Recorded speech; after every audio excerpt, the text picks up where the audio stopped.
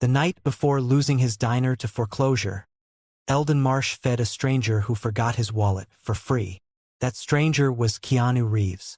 And what happened next, nobody saw coming. There are places that hold a town together without anyone noticing. Not landmarks, not monuments, just a corner building with a hand-painted sign, a counter worn smooth by decades of elbows, and coffee that smells the same at 7 in the morning as it did when your parents used to bring you here as a kid. Marsh's Diner on Callaway Street in Harwick, Ohio was that kind of place. The kind you don't think about until it's gone, and then you think about it all the time. Eldon Marsh had been standing behind that counter since he was 23. 58 now, broad through the shoulders with hands that moved without hesitation. The hands of someone who stopped needing to think about what they were doing a long time ago. His father Walt had opened the diner in 1978 with a second-hand griddle and a stubbornness that became something of a family trademark. When Walt passed the business to Eldon, it was understood as a responsibility, not a gift.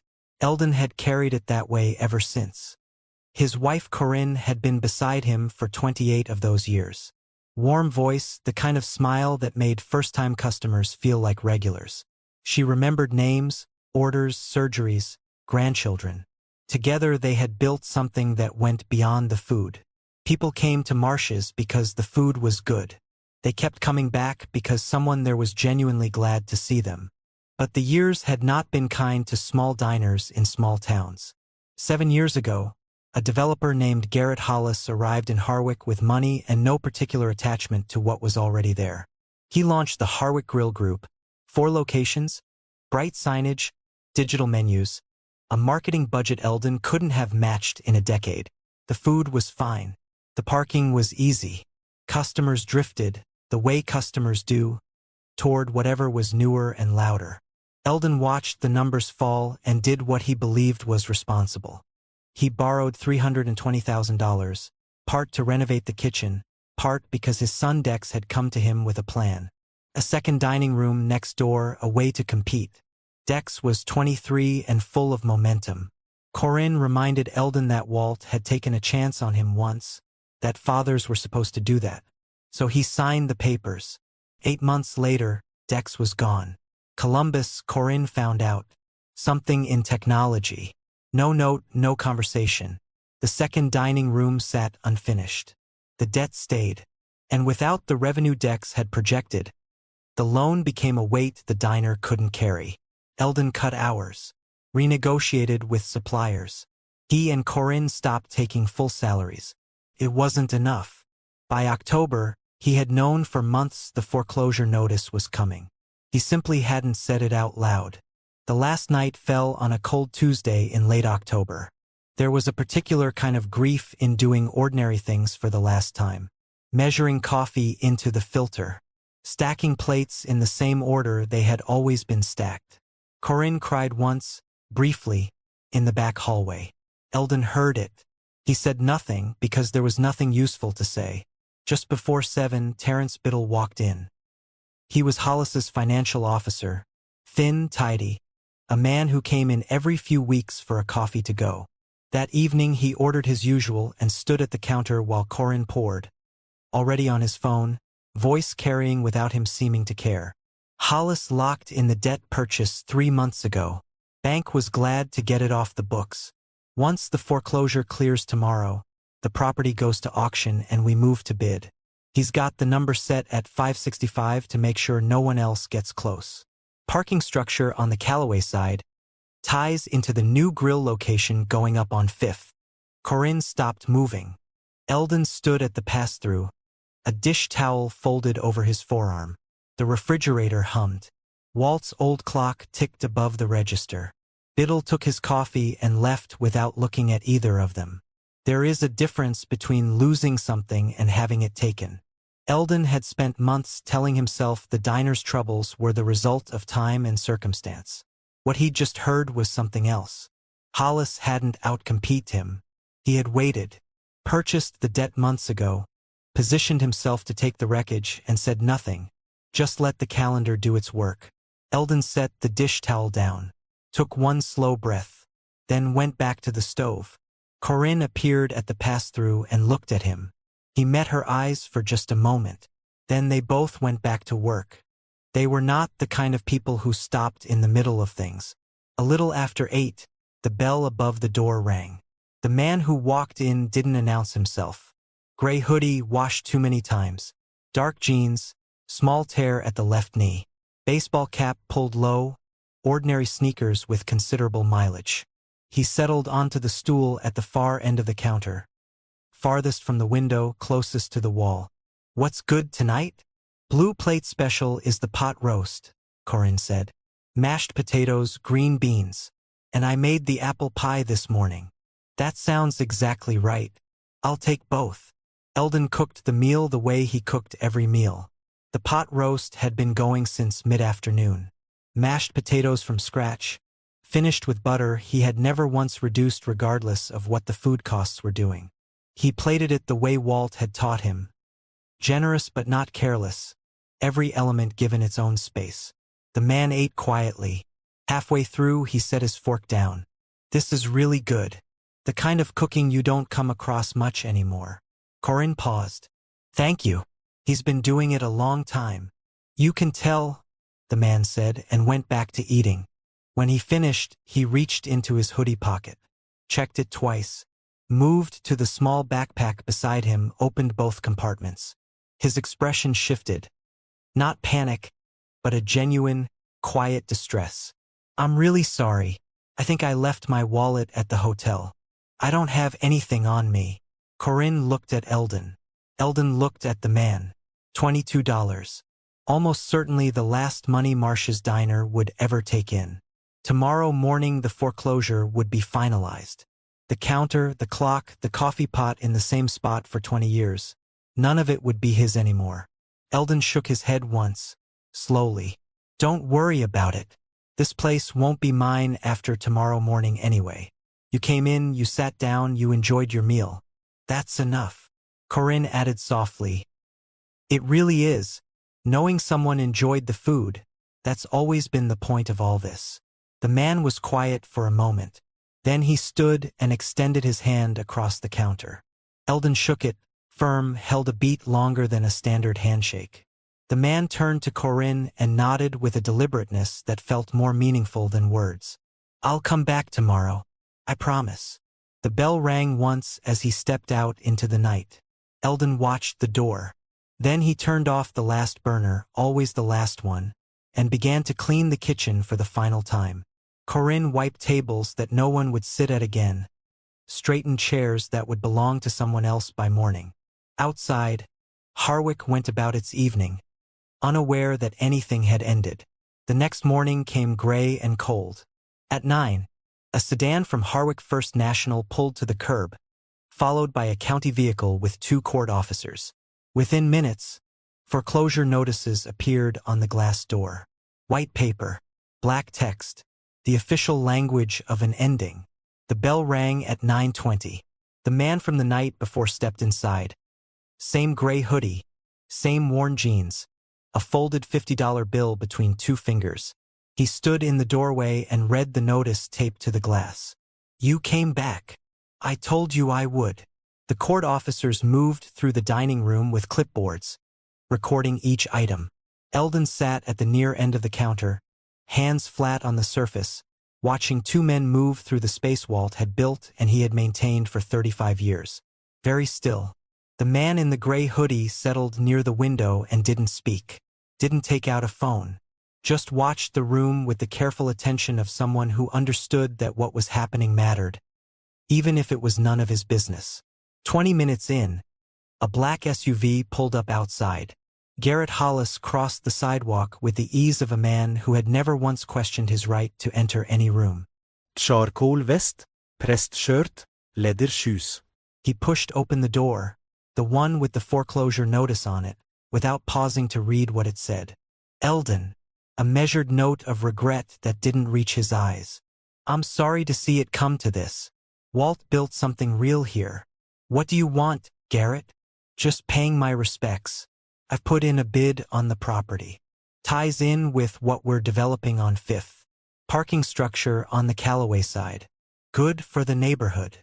The room was quiet enough to hear the scratch of the inventory officer's pen. Corinne placed her hand on Eldon's shoulder and felt the muscles tighten and then deliberately release. Eldon said nothing. He watched Hollis leave with an expression that wasn't anger. Something older, more considered. When the court officers finished and stepped outside, the man at the window walked to the counter and set the $50 bill down. For last night, Eldon shook his head. The diner's done. Keep it. Then keep it yourself. For whatever comes next. Eldon didn't reach for it. The man looked around one last time, the photographs, the clock, the 6 stools, then nodded to Corinne and walked to the door. Outside he stopped, stood still a moment with his back to the building, then took out his phone. Marcus. Foreclosure auction in Harwick, Ohio. Property called Marsh's Diner, Callaway Street at 5th Avenue. Timeline, assessed value, opening bid. Who else is likely to be in the room? Everything you can find. Call me back today. He put the phone away and walked north up the street. Hands in his pockets, no particular hurry, just another person on an ordinary October morning. In the weeks that followed, Eldon and Corinne moved into a 2-bedroom apartment on the eastern edge of Harwick. $900 a month. Windows looking out over a parking lot. Eldon found work at Ridgeway Foods. Deli counter, $13 an hour. He sliced meats and portioned salads with the same hands that had run a professional kitchen for 35 years.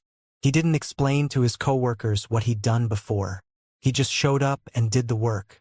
Corinne took the overnight shift at Sunrise Fuel off the highway interchange. $11 an hour. Behind reinforced glass until 3:30 in the morning. They managed. Not falling apart. Not recovering. Just managing day by day, in the careful, exhausted way of people who have taken a significant blow and haven't yet decided what comes next. One evening in late November, Corinne looked at her husband across the small kitchen table. Are you doing okay? Eldon looked down at his plate. Don't ask me that. She didn't ask again. They finished the meal in silence while the parking lot outside stayed empty and the light above it burned through the night. 5 months passed. The foreclosure auction was held on a Thursday morning at the Harwick County Courthouse. The property opened at $420,000. Eldon and Corinne didn't attend. Hollis climbed steadily round by round. By the later stages, he had reached $565,000. Then a final bid was entered on behalf of a company registered in Ohio under the name Quiet Road Holdings, LLC. $580,000. Hollis sat very still. Turned to his attorney. His attorney shook his head. Everything was in order. The auction closed. Hollis pushed back his chair and left without speaking to anyone. For days later, Eldon and Corinne received a letter. The debt of $320,000 had been satisfied in full. After fees, the remaining balance, $180,000, had been placed in an account in their name. Eldon held the letter at the kitchen table for a long time. Then he folded it and placed it in the top drawer of the dresser. That's your father's money. Walt built that place. I'm not spending what came out of losing it. Corinne didn't argue. She knew which of his positions were movable and which were not. 3 weeks after the auction, on a quiet Sunday afternoon, the intercom buzzed. Mrs. Marsh. Calm voice, slight roughness, familiar before she could place it. I know this is unexpected. We met at the diner. Back in October. Is your husband home? She stood with her hand on the button. Come up. 3rd floor, apartment 9. The man in the hallway was wearing a gray hoodie. Not the same one, but close, dark jeans, plain canvas sneakers. He was holding a brown paper bag from Harwick Hearth, the bakery 2 blocks from the old diner. 2 coffees, a box of scones. No car waiting downstairs. No one behind him. Just a man with coffee and the look of someone who had thought carefully about what he wanted to say. Eldon was at the kitchen table with the newspaper. He looked up, registered the man, and set the paper down. The man placed the bag on the table and sat down across from Eldon without wasting time. I'm the one who bought Marsh's Diner. Quiet Road Holdings, that's my company. I want to rebuild on that lot. Smaller, around 20 seats, a proper counter, a real kitchen. Then lease it back to you and your wife at $3,500 a month. I cover construction and equipment. You cover the rent once the place is running. Silence, except for the heating system somewhere below. Eldon placed both palms flat on the table and stood up. No. One word. No anger in it, which made it more final than anger would have been. I don't take handouts. Not from anyone. That's not something I'm willing to change. The man didn't flinch. You think this is charity? Isn't it? No. It's an investment. I've eaten in a lot of places, a lot of cities, a lot of countries. What you have in that kitchen isn't just technique. Technique can be taught. What you have is the reason people drive across town instead of stopping somewhere closer. The reason a stranger sat down at your counter on the worst night of your life and felt, for 40 minutes, like everything was going to be all right. He paused. I can't manufacture that. I want to invest in it because it's worth investing in. Eldon looked at him steadily. And who are you to show up at my door and tell me what my kitchen is worth? I'm the man you fed the last meal of that place without charging $1. On the night you were the one losing everything. He held Eldon's eyes.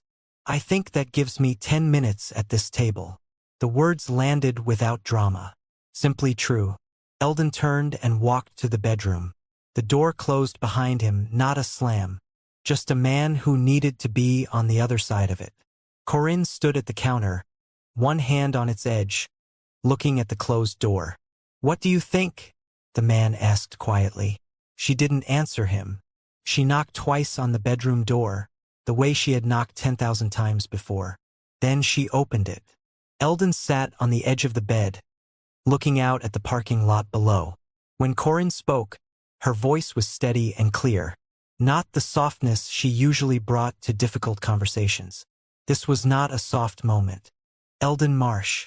I worked that counter for 28 years without a single complaint. I've done the overnight shift at that gas station until 3:30 in the morning and come home and made your coffee without saying one word about it. I will keep doing that for as long as I have to, and you know that. She stopped. But if there is a real chance, a real one, for you to get back behind a stove and for me to get back on a floor, doing what we have spent our entire lives doing together, your pride is not worth more than that. It is not. He didn't look away from the window. I want to see you cook again, not at a deli counter. Behind your own stove, for people who came in because they heard it was worth the drive. That's what I want. More than anything else I can think of right now. She didn't move from the doorway. Let the silence be what it was. The man had gotten up quietly and stood at the edge of the hallway, without stepping into the space between them. My mother used to say the strongest person in the room isn't the one who never needs help. It's the one who can accept it without losing who they are. Pause, voice lower. She was right about most things. She was right about that. He waited a moment. Set your conditions. Whatever they are. I'll honor every one of them. Eldon finally turned from the window. He looked at Corinne. No argument left. Just a woman in a doorway telling her husband what she needed. And in the plainness of that, he found what he couldn't find on his own. He walked to the kitchen and sat back down. Counter height is my call. I decide where every piece of equipment goes, and I don't want anyone arguing with me about it once I've decided. Understood. My knives. My menu. I don't take suggestions about what goes on the plate. I wouldn't offer any. And the name, Marsh's Diner. It stays exactly as it was. There was never any other possibility, the man said. Corinne exhaled slowly. Not dramatic. Just the sound of a woman releasing something she'd been holding for a very long time. Construction began on a Monday in early June. Ron Calloway, the contractor, no relation to the street, had built more commercial spaces in Harwick than anyone in the county. He had never worked with anyone quite like Eldon Marsh. The counter was 2 inches too low. The sink needed to move 14 inches left. The floor tile was the wrong shade of cream. Ron called Keanu from the parking lot on 3 separate occasions. Each time, Keanu said some version of the same thing. Let him. That's the whole point. The project ran 3 weeks past the end date. Ron submitted his final invoice with a note that read, in its entirety, "Never again, but it looks right." It did look right. 20 seats, 8 counter stools, 3 booths along the south wall. A kitchen compact without being cramped. Every inch arranged exactly as Eldon had specified. Corinne rehung the old photographs. Walt behind the original counter, the diner's first anniversary, the street in winter decades ago, in the same arrangement, as though they'd never been anywhere else. On the morning of the soft opening, Eldon arrived 2 hours before anyone else. He stood in the kitchen alone for a few minutes, not doing anything, just standing in a space that fit him. Then he turned on the flat top, and the sound and smell of a professional kitchen coming to life filled the room, and he went to work. No announcement. No sign in the window, just the lights on and the door unlocked. By 10 o'clock, every stool at the counter was taken. Dana Price had written the food column for the Harwick Gazette for 11 years. On the third day after the soft opening, she walked in, took a counter seat, and ordered the blue plate special. She was halfway through the meal when she noticed the man at the far end of the counter. Dark hoodie, baseball cap, paperback open beside his coffee. Not drawing attention to himself, which was exactly why she noticed. People who work at not being noticed are usually worth noticing. She finished her meal, said something brief and genuine to Corinne about the food, and walked back to the Gazette offices on 3rd Street. She did not call out to the man. She did not take a photograph. She went to her desk and started making phone calls. For days later she had it, a careful reconstruction of everything that had begun on a Tuesday evening in late October. The foreclosure, the auction, quiet road holdings, the rebuilt diner on the same corner. Former customers. Public records. Ron Calloway, who was initially reluctant to talk and then, once he started, not reluctant at all. The article ran on a Thursday. Headline: "The Last Meal at Marsh's Diner, and the Man Who Came Back." A single photograph, Eldon and Corinne outside the new diner, her hand through his arm, both squinting in the early light. By Monday, the Associated Press had run a condensed version. Requests for comment arrived from Columbus, Cleveland, Chicago. Keanu said nothing, posted nothing. The story moved entirely on its own weight, carried by the gravity of something people recognized as true. Garrett Hollis read the article on Thursday evening. By Friday morning, he had called 2 attorneys. The story hadn't cost him money. It had cost him the quiet assumption surrounding his business dealings in Harwick for years, that when Hollis wanted something, he got it, and that the people in his way didn't have the standing to say anything about it.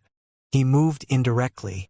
Within 2 weeks, clusters of negative reviews appeared on multiple platforms.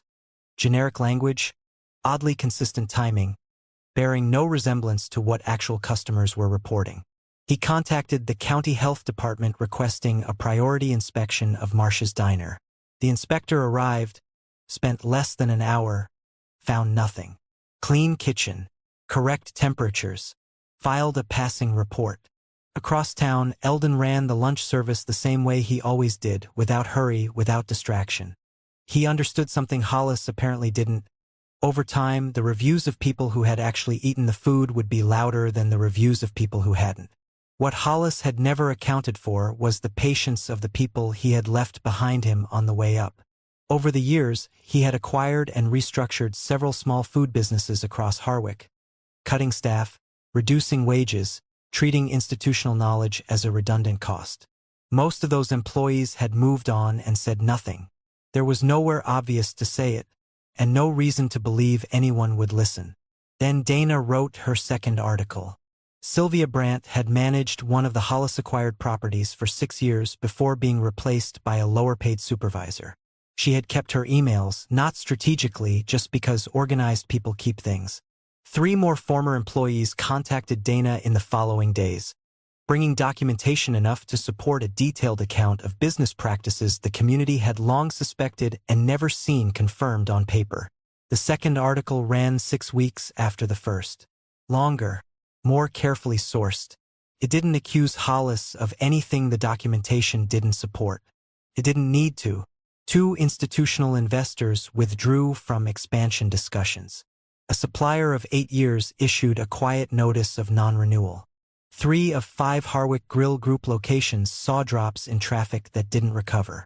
Hollis remained wealthy, remained technically operational, but the unquestioned authority he had held in Harwick for nearly a decade had been publicly interrupted in a way that couldn't be quietly resolved.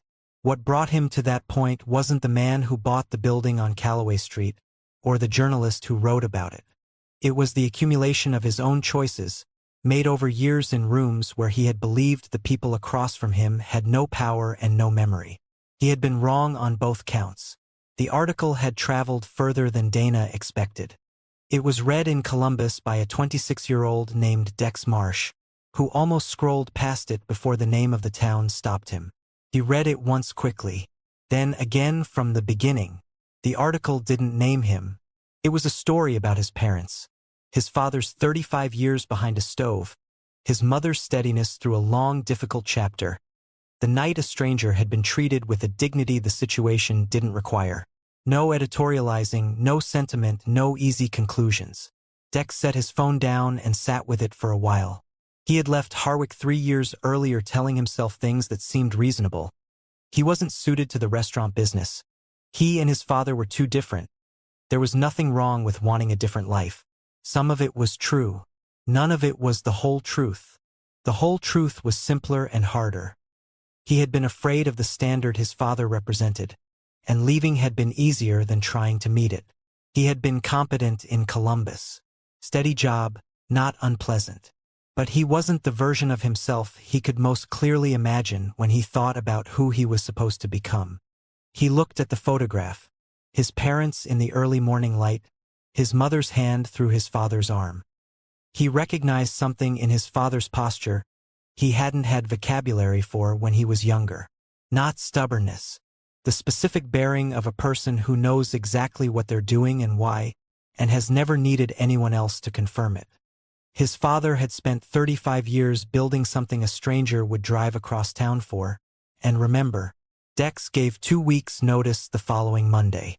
He drove to Harwick on a Saturday evening in late August, parked on Calloway Street and sat in the car a few minutes, looking at the hand-painted sign, the warm light through the windows, the movement visible behind the counter. Then he got out and walked to the door. Dinner service was running. Every counter stool taken.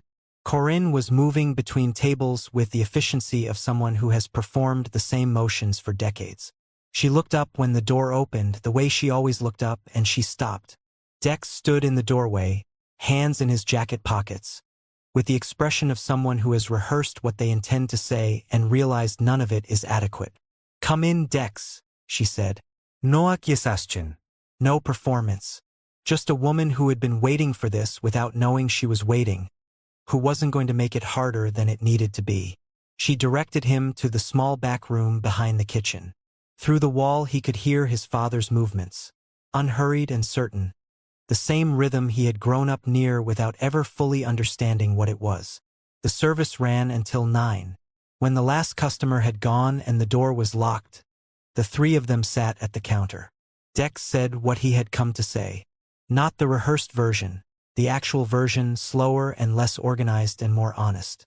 He didn't ask for anything, didn't make promises. He said what was true and left it there. Eldon listened without interrupting. "You want to learn this business, you start from the beginning. No shortcuts because you're my son. You start where everyone starts." "I know. The beginning," Eldon said, "is the dishes."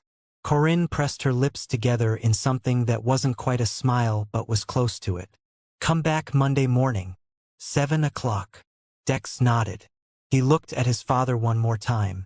Eldon met his eyes and gave a single nod, the same nod he had given to the man in the gray hoodie in that small apartment kitchen, then turned back toward the kitchen. It wasn't forgiveness as an event.